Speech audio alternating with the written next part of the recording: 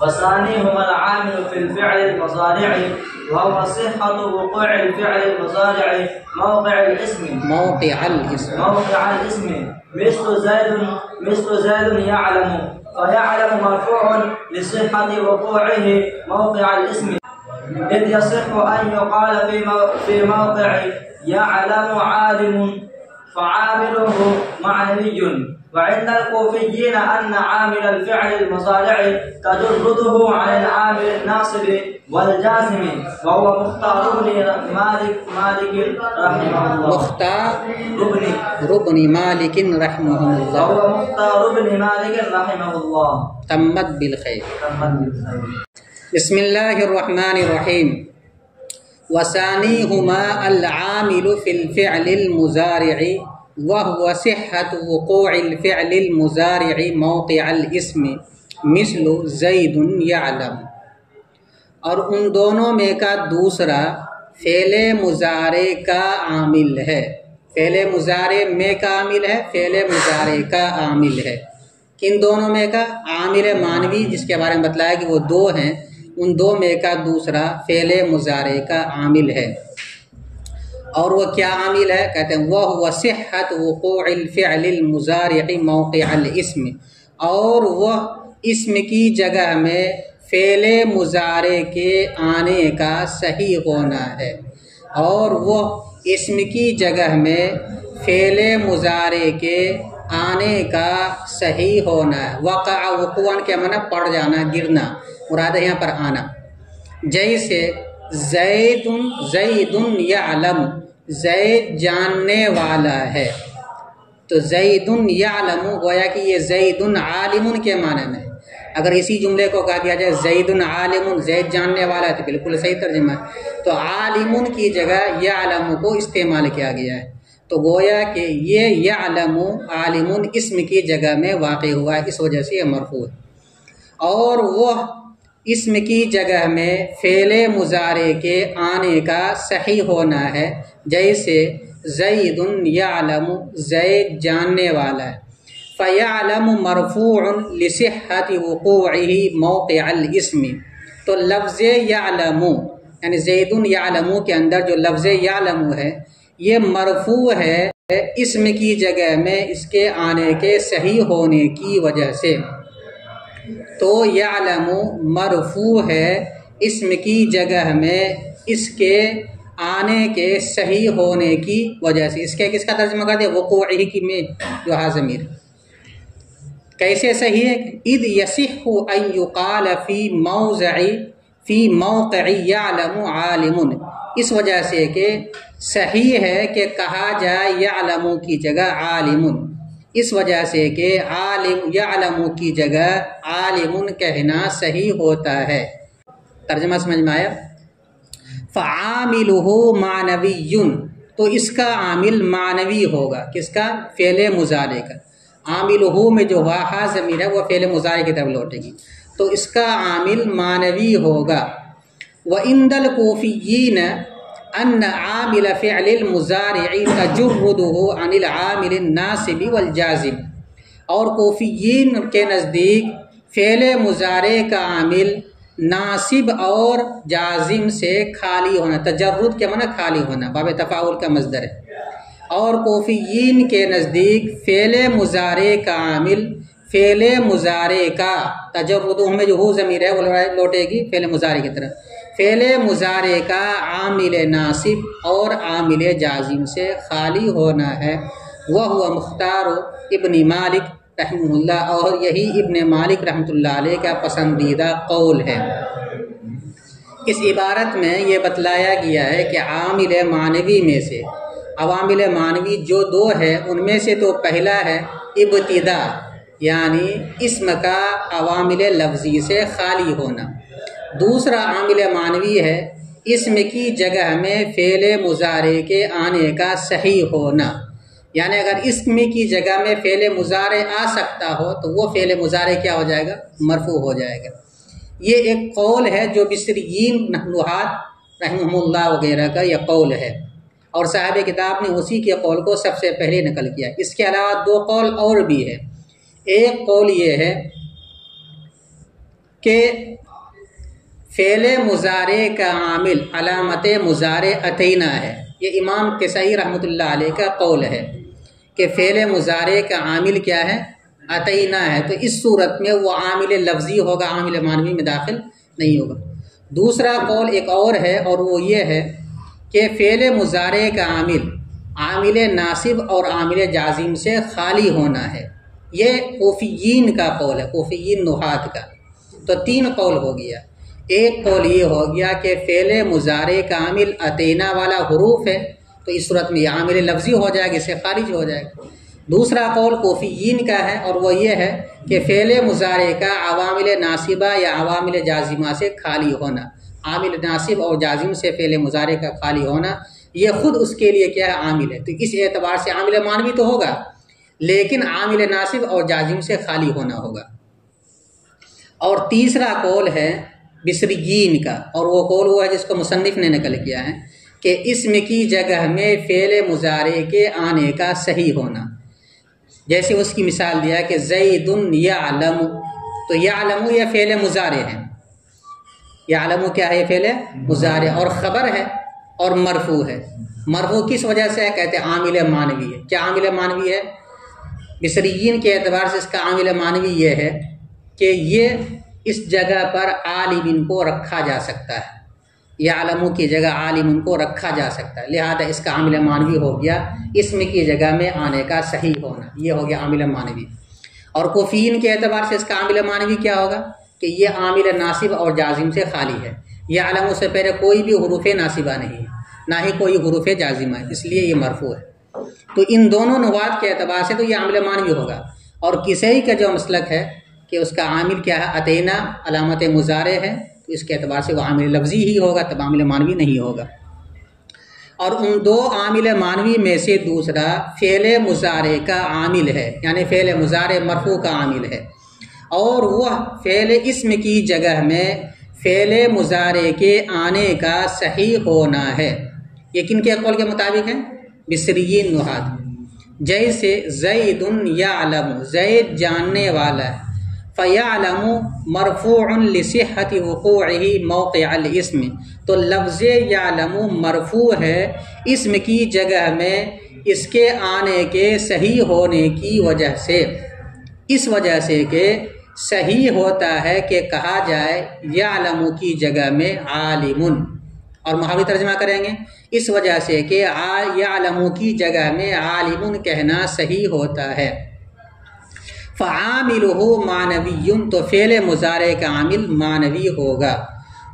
اور کوفیین کے نزدیک فعل مضارع کا عامل فعل مضارع کا عامل ناصب اور عامل جازم سے خالی ہونا ہے، اور یہی ابن مالک رحمہ اللہ علیہ کا پسندیدہ قول ہے۔ تو جو کوفیین کا مسلک ہے وہی ابن مالک رحمۃ اللہ علیہ کا بھی مسلک ہے۔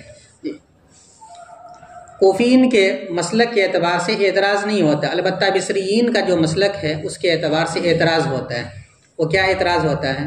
بصریین کا مسلک کیا بتلایا؟ اسم کی جگہ میں فعل مضارع کے آنے کا صحیح ہونا، جبکہ بعض مقامات وہ ہے یہاں پر فعل مضارع تو آ سکتا ہے لیکن اسم نہیں آ سکتا، جیسے الذی یقوم، وہ جو کھڑا ہونے والا ہے، تو الذی تو ہے مبتدا، ٹھیک ہے، اور اس کے بعد یقوم جو ہے اس جگہ اسم کو نہیں لا سکتے۔ اسی طریقے سے قعدہ کی خبر ہے، قعدہ زید یقوم تو کہہ سکتے ہیں لیکن قعدہ زید قائم نہیں کہہ سکتے، اس لیے کہ قعدہ کی خبر ہمیشہ فعل مضارع ہوتی ہے، ان کے ساتھ یا بغیر ان کی۔ اسی طریقے سے جہاں علامت مضارع کے شروع میں سین یا صوفہ آ جائے تو وہاں پر تو فعل مضارع کو لا سکتے لیکن اسم کو نہیں لا سکتے، جیسے زید سیقوم یا زید سوف یذهب، تو یہاں سوف یذهب تو لا سکتے ہیں فعل مضارع علامت مضارع، لیکن یہاں پر سوف زید ذاہب یا زید قائم نہیں کہہ سکتے۔ تو بعض مقامات وہ ہے جہاں پر فعل مضارع کا لانا تو صحیح ہوتا ہے لیکن اسم کا لانا صحیح نہیں ہوتا، حالانکہ اس کے باوجود وہ مرفوع ہے۔ زید سیقوم میں یقوم مرفوع ہے، حالانکہ اس جگہ اسم کو نہیں لا سکتے کیونکہ سین آ چکا ہے، سین کو ہٹا کر کے آپ لائیں گے یقوم تو کیا ہوگا؟ زیدن سقائم یہ غلط ہو جائے گا، یا زیدن سوف ذاہب کہہ دیں یہ بھی غلط ہو جائے گا۔ تو سین اور سوفا کے بعد فعل مضارع تو لا سکتے ہیں لیکن اسم اس جگہ نہیں لا سکتے، یا اسی طرح سلا کی جگہ میں فعل مضارع کو لا سکتے ہیں لیکن اسم کو نہیں لا سکتے، اسی طرح قادہ کی خبر میں فعل مضارع کو لا سکتے ہیں لیکن اسم کو نہیں لا سکتے ہیں۔ تو اب اس کا جواب دیا، لیکن کوفین کے اعتبار سے کوئی اعتراض ہی نہیں ہوگا، وہ صاحب کہیں گے کہ یہ علامت ناصب سے، علامت عوامل ناصبہ یا عوامل جازمہ سے خالی ہے، عامل ناصب و جازم سے خالی ہے۔ سیقوم مرفوع اس لیے ہے کہ حروف ناصبہ میں سے پہلے کوئی بھی نہیں۔ سیذهب سوف یذهب اس لیے مرفوع ہے کہ اس سے پہلے کوئی حروف ناصبہ اور حروف جازمہ نہیں ہے، الن کئی اذن میں سے کوئی نہیں، لم لما لام امر وغیرہ میں سے کوئی نہیں، ان شرطیہ بھی نہیں۔ تو کوفین کے اعتبار سے اعتراض نہیں ہوگا لیکن بصرین کے اعتبار سے اعتراض ہوگا۔ اسی وجہ سے امام مالک رحمۃ اللہ علیہ کہتے ہیں کہ کوفیین کا مسلک زیادہ بہتر ہے کہ اس پر اعتراض نہیں ہوگا، لیکن عام طور پر نحو کے اندر بصریین کے مذہب کو لیا جاتا ہے، تو ان کے اعتبار سے کچھ لوگوں نے جواب دیا ہے۔ جواب یہ دیا کہ یہ تردن للباب ہے، تردن للباب، جیسے کہ ایک بات آپ پڑھ چکے ہیں، اکریمو کے اندر ایک حمزہ کو گرا دیا گیا اور اس کی رعایت میں تمام صیغے سے ایک حمزہ کو گرا دیا گیا تاکہ تمام صیغہ یکساں ہو جائے۔ اکریمو اصل میں کیا ہے؟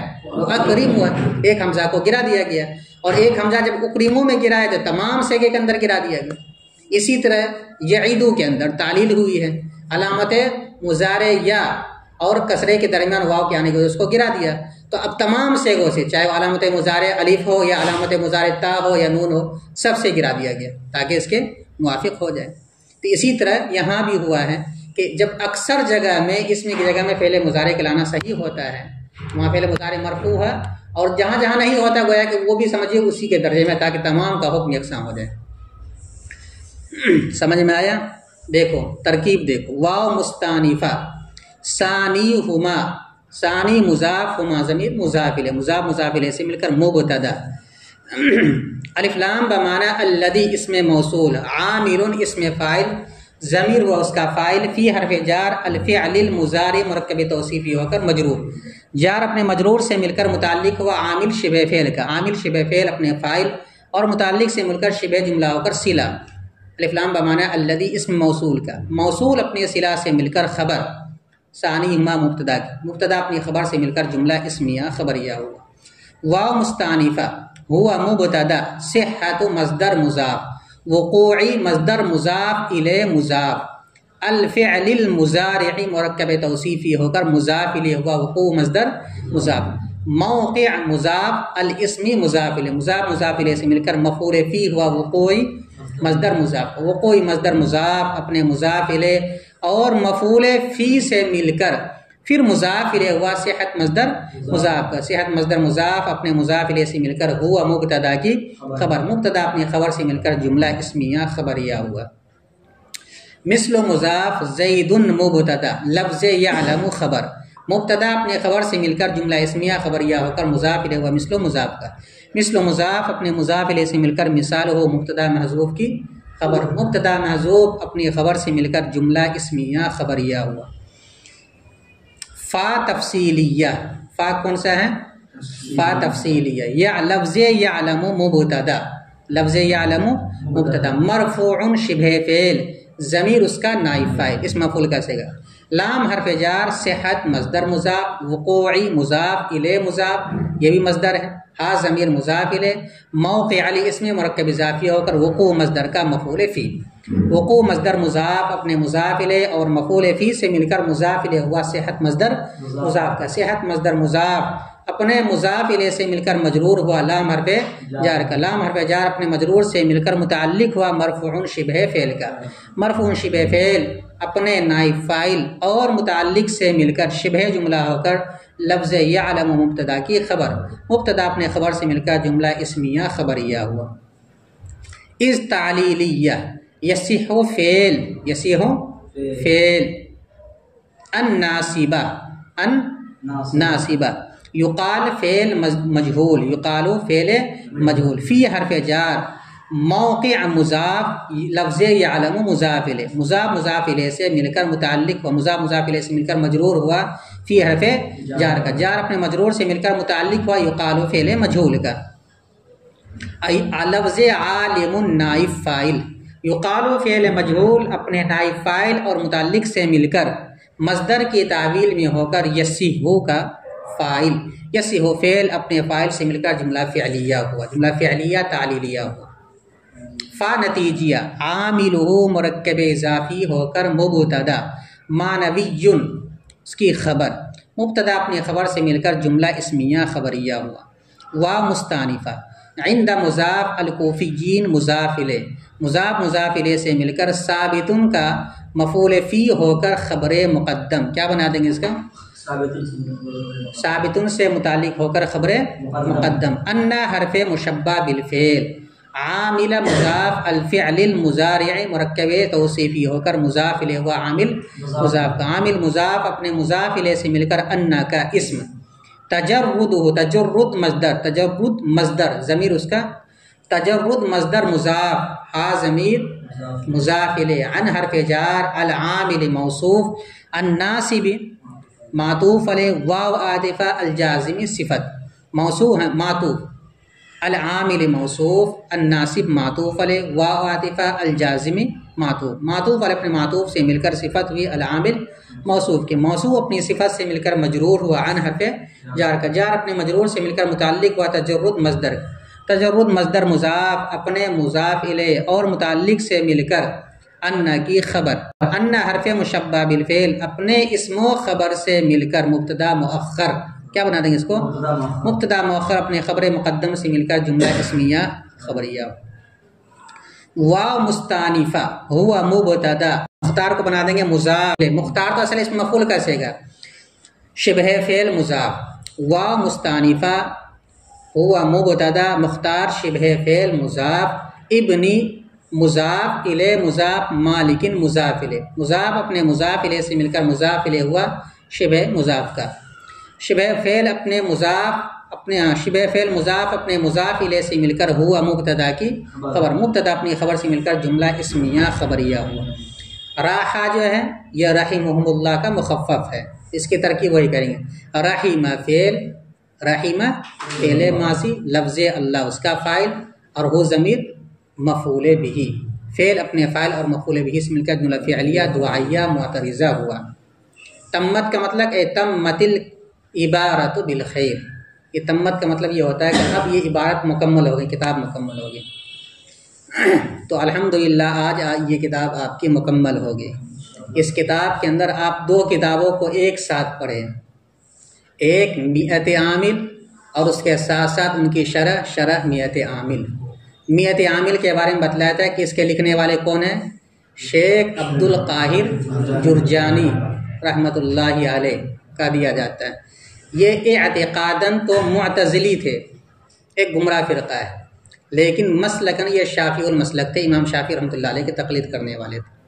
اس کی کتاب تھی میت عامل، اسی کی شرح لکھی ہے شیخ عبد الرحمن۔ خراسان میں ایک جگہ ہے جام، اسی جام نامی بستی کے اندر ان کی ولادت ہوئی تھی 817 ہجری کے اندر، اور پھر 91 سال کے اندر ان کا انتقال ہو گیا، یعنی 898 ہجری کے اندر ان کا انتقال ہو گیا اور وہیں مدفون ہوئے۔ ان کی تاریخ وفات جو ہے من دخلہ کان آمنا، من دخلہ کان آمنا، اس کا جو عدد ہے، اس آیت کریمہ کا جو عدد ہے اس عدد سے ان کی تاریخ وفات نکلتی ہے۔ ان کی وفات ہوئی ہے 898 ہجری کے اندر خراسان ہی میں، اور پھر وہیں مدفون ہو گئے، اور ان کی تاریخ وفات من داخلہ کان آمنہ والی آیت کریمہ سے نکلتی ہے۔ یہ بہت بڑے اللہ والے آدمی تھے، اور اللہ والے آدمی اس ہونے ہی کی وجہ ہے کہ ان کی یہ کتاب درس اسلامی کے اندر شامل ہے۔ ان کا ایک واقعہ سنا کر کے پھر انشاءاللہ ان کے لیے دعا کر دیں گے، کتاب مکمل ہو گئی۔ ہمارے استاد حضرت مولانا خورشید صاحب غیابی دامت برکاتہم جو ابھی دارالعلوم کے استاد ہیں، انہوں نے میوزی کے ساتھ ایک واقعہ سنایا تھا علامہ جامی رحمۃ اللہ علیہ کا۔ کہتے ہیں کہ یہ اتنے بڑے اللہ والے تھے کہ جب یہ مسجد نبوی جاتے تھے تو اللہ کے رسول صلی اللہ علیہ وسلم کی خدمت میں حاضر ہوتے واپسی کے وقت اور سلام کرتے، اور سلام کرنے کے بعد جب واپس ہونے لگتے تو کہتے کہ بندہ اب جا رہا ہے، آقا کا کیا حکم ہے؟ فارسی میں وہ کہتے تھے بندہ می رفت آقا چیہ فرمود، تو جواب آتا تھا قبر سے سلامتی کے ساتھ جاؤ اور پھر واپس آنا۔ اور تقریباً 40 سے زائد مرتبہ ان کا سفر ہوا، جب بھی وہ واپس ہونے لگتے تو روضہ اطہر پر جاتے، سلام عرض کرتے اور پھر اللہ کے رسول سے سوال کرتے کہ اب کیا حکم ہے، پھر ادھر سے وہی جواب آتا کہ سلامتی کے ساتھ جاؤ، پھر دوبارہ واپس آنا۔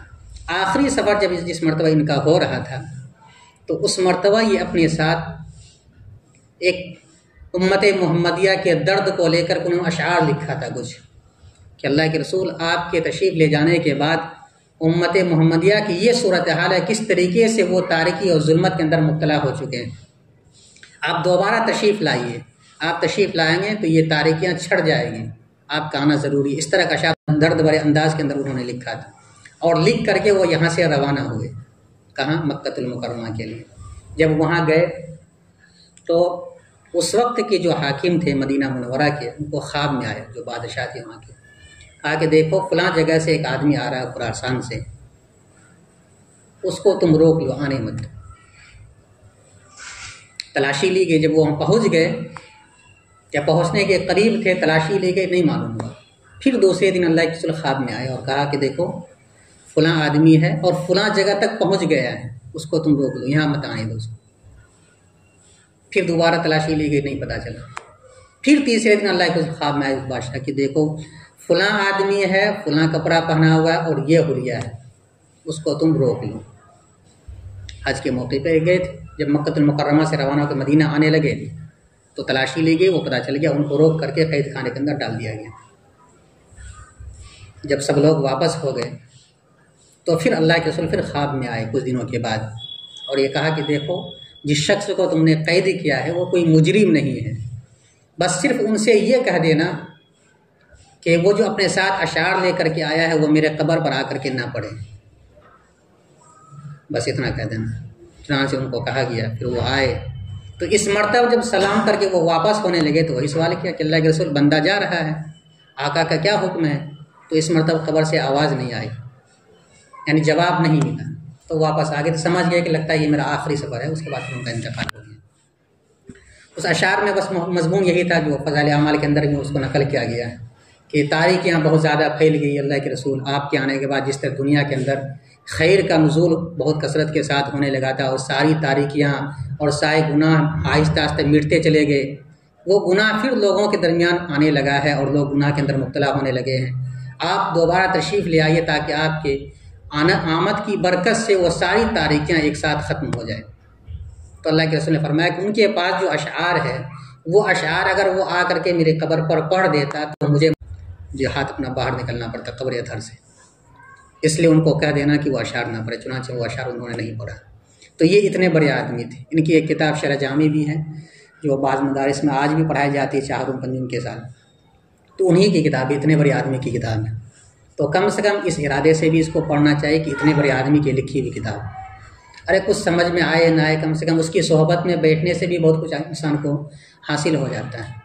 ایک آدمی جس کو کچھ بھی نہیں آتا ہے لیکن اللہ والوں کی صحبت میں بیٹھتا ہے تو وہ بھی اسی طرح بن جاتا ہے۔ اصحاب کہف کا کتے کے بارے میں آپ نے واقعہ سنا، انہوں نے کی صحبت اختیار کی، اللہ تعالیٰ نے ان کا انجام کیا، بتلایا کہ وہ جنت میں جائے گا، حالانکہ کوئی جانور جنت میں نہیں جائے گا، لیکن اصحاب کہف کے بارے میں بتلایا کہ وہ جنت میں جائے گا۔